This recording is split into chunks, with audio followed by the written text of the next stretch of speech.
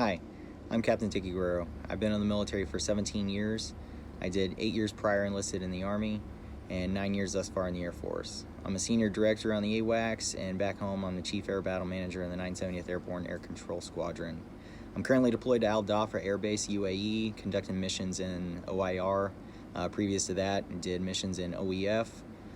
When I did time in the Army, I did a year-long deployment to Camp Bucca, Iraq, birthplace of ISIS, and I also did several deployments stateside for Homeland Defense. I was part of a Homeland Defense Quick Reaction Force, as well as natural disaster relief. So Hurricane Katrina, I went to New Orleans.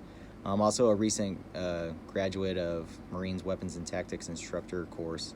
As far as the joint realm, work with the Army, Navy, and Marines quite often for exercises in the Pacific and as well as in Europe. And then also looking with Homeland Defense, we work quite a bit doing Homeland Defense missions for counter-drug missions while we're flying stateside. For key takeaways and different things to think about with AirPower and national security, I wanted to glom onto the paper that Major Giamatti wrote about ISR operations, the common sense approach to it. So what he liked to talk about was how they're going to up their sortie durations and the sortie amounts from 60 to 90 from 2016 to 2019. So this is really putting a strain on the pilots, since they were downing the amount of pilots they're going to have for the RPA platforms.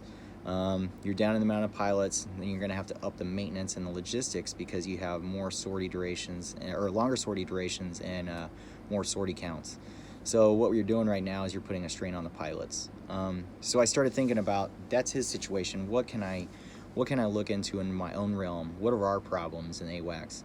So we're going through 2 upgrades right now, 4045 modification and the Dragon modification.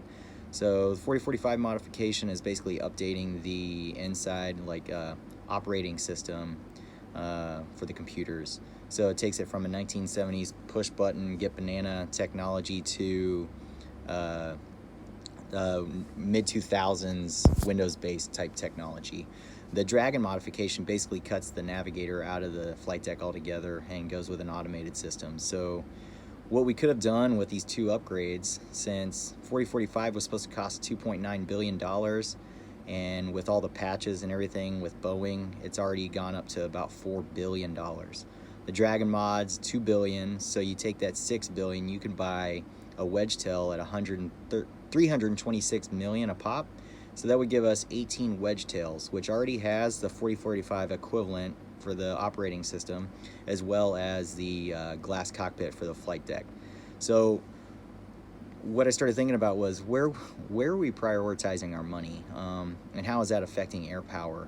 Because what we're doing is we're patching up old aircraft that are eventually going to fall out of the sky. They don't want to fly anymore. They're 50, 60 years old. They don't want to do it.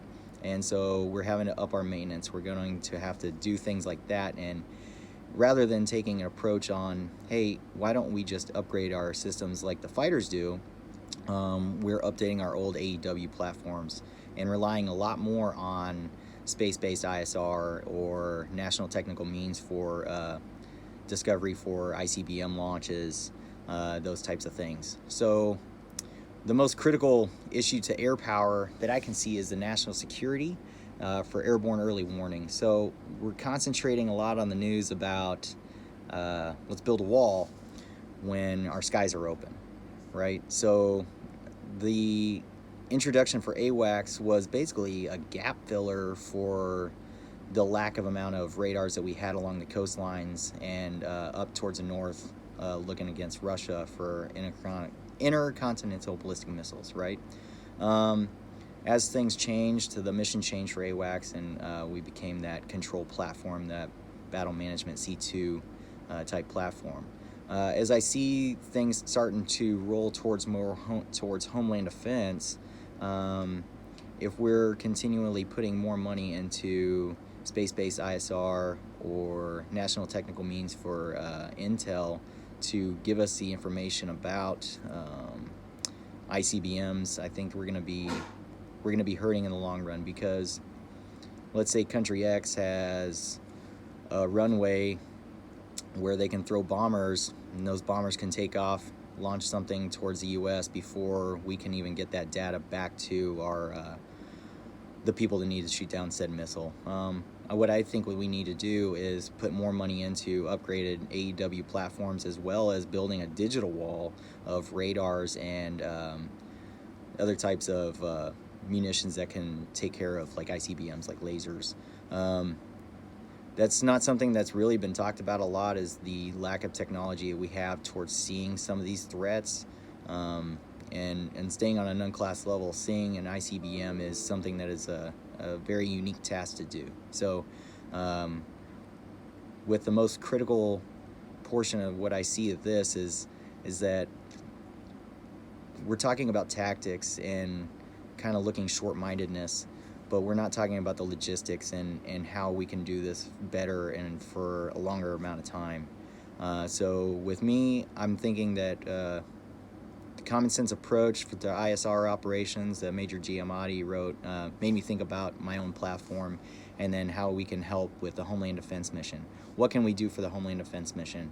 And I think that we need to be pumping more money into that rather than building a wall. We need to make sure that our skies are clean. All right, thank you very much. I'm Captain Guerrero, and I look forward to watching all your videos. All right, thanks. Bye.